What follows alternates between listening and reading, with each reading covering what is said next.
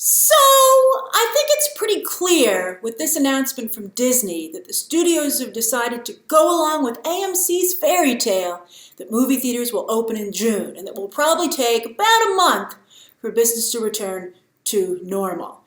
As I said, I think it's kind of a fairy tale. I think it's almost impossible to tell, quite frankly. I think that China is first in, first out with this whole pandemic, and I think that when their theaters open and their business returns to normal, we'll have because people are careless with their safety all over the world. So I think that's when we'll really know what's going to happen here. And China hasn't reopened their theaters yet, so we can't even tell if anybody would go. But I think that's going to be our best guideline as to what's really going to happen. But yeah, why not plan for this, I guess, right? You can always move the movies again, or a third or fourth time, because we see a lot of movies still planned for late July through August, and some even still set for June. Soul is still in place. That's amazing to me.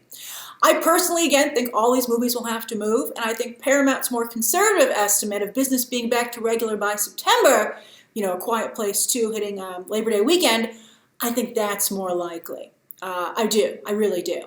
But yes, today in Hollywood's game of chicken with coronavirus, it was the mouse's turn to blink. And they did a lot of blinking. They moved a lot of movies. But again, as we all expected, they just shifted around their own movies amongst their own release dates. As the trades pointed out, Disney's grabbed a lot of great release dates, so they're sitting pretty in that regard. But even though they're desperate for cash, beginning just yesterday, the first waves of furloughing almost all their employees. Furloughing, again, means you're not fired, but you're not going to get paid. They're giving them a little bit of relief, and then they have unemployment on top of that, and then Disney will continue to pay their health care. But it's not just like park and store employees, but even executives. They're all going to, in waves, probably slowly be furloughed during this time.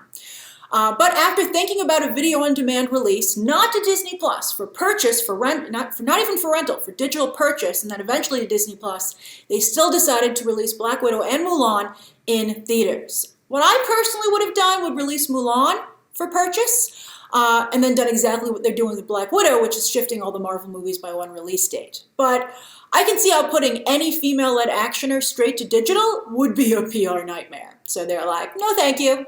But Artemis Fowl is going straight to Disney Plus. It's not even making a stopover in video on demand. If you have Disney Plus, you will not have to pay for this movie. You will get it immediately.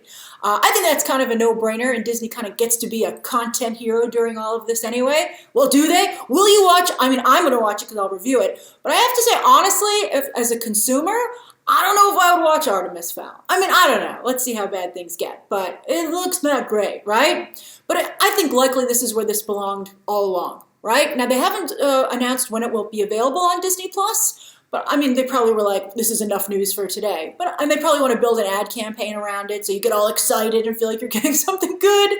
Although Colin Farrell's in it, so how bad can it be, right? Although I guess it'll be fun for us to talk about how much it's not like the book. But anyway, one could imagine it will probably hit during this month for optimal play and headlines, right? Well, sheltering in place is still a hot topic. Although it conceivably will go on, the movie industry itself thinks for, like, through May. So let's go over the multiple movies that Disney has now moved. And again, as I said, it's exactly what we expected with Disney shifting around movies amongst their own release dates. So Mulan takes Jungle Cruise's spot, July 24th, and Jungle Cruise is moving to July of next year. I think Jungle Cruise could use that time. I don't know what it's going to do with that time, quite frankly. I mean, they already had 2 trailers. I think it looks great, but no one else seems to agree, or no one at least is talking about it.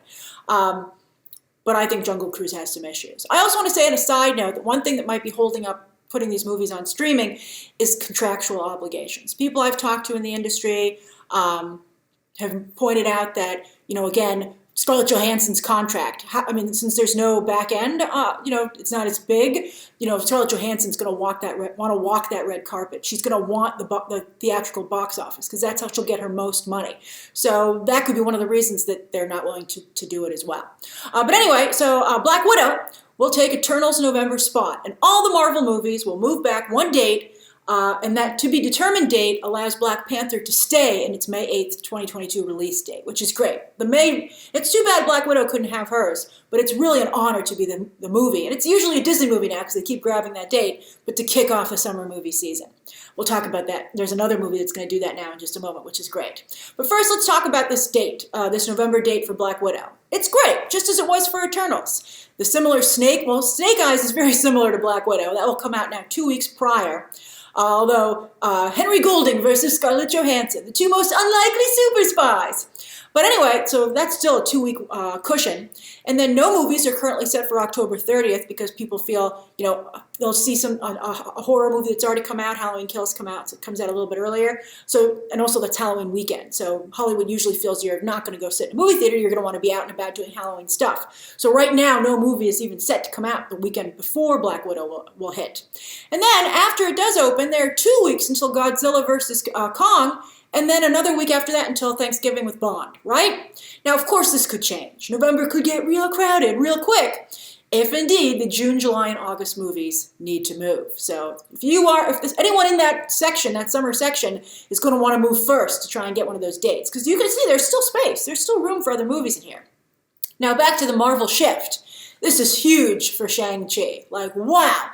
That is now the movie that will kick off summer 2021. That's fantastic. It's too bad for Doctor Strange, but this, WandaVision's delayed as well, so expect that, and that will want to be released at a time to play into the Doctor Strange sequel, because of course they're tied together, but that's now a November movie. But the first Doctor Strange was a November movie, so I think it's fitting. It's a dark, scary film. I think that's great for November.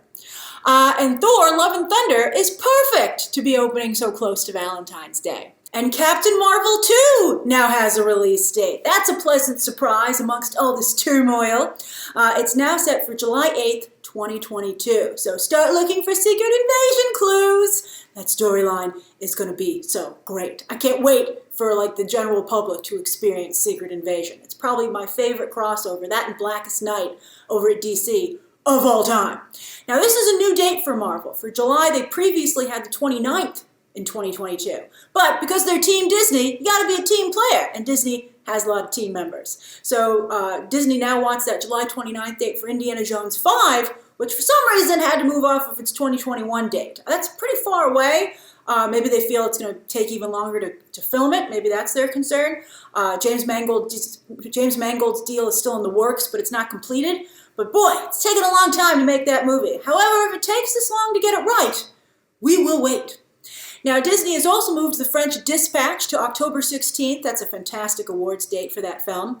And Free Guy to December 11th. That was supposed to be a big 4th of July movie. Didn't make it. But December 11th is also a great date. It's not coming out the weekend before because Hollywood, even in this situation, still doesn't like to put movies right after Thanksgiving. They feel you're too busy kicking off the holiday season, shopping, making up for lost time with movies maybe that you missed over the holidays if you didn't go. They don't like to put movies there. So this will be December 11th, and it has the weekend to itself. The only other movie dated for that weekend right now is some Sylvester Stallone, sci-fi fantasy film. But, unfortunately, considering Sylvester Stallone's track record as of late, I don't think Ryan Reynolds has to be worried. And by the way, Ryan Reynolds just released a clip for Free Guy with the new date on it already. He's fast, boy. He's a marketing genius. He deserves all those marketing awards that he won for Deadpool. But it's a very funny clip. It's so the Lego Movie for video games. But that sounds like a good pitch to me.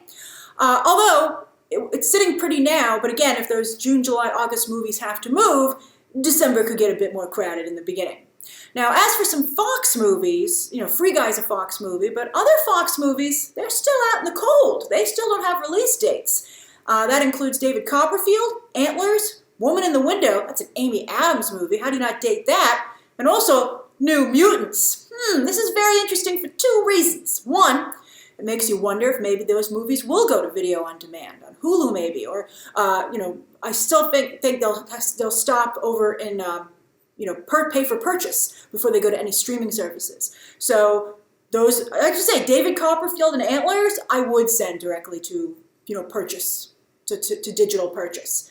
Maybe Woman in the Window, although that would be really bad for Amy Adams. And we've all been like, just give us New Mutants, right? But then the other reason that's interesting is that Disney's looking at after its own movies and not the Fox films, which is what a lot of Fox people were worried about when they were swallowed by Disney. I mean, they took care of Free Guy. I mean, look, Disney is still mostly in the blockbuster business, but And a lot of their awards films, their strong awards films, as I outlined in my recent Oscar video for 2021, Oscars 2021, those are in the fall anyway, so they already have release dates. But yeah, sucks to be a Fox movie that was dated for the summer right now, right? All right, so anyway, what do you think of the ever-changing release schedule? What are your thoughts on it today?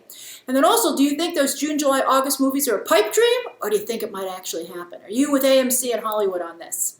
Share your thoughts down below, subscribe today, and of course, as always, you can check out some more videos right now.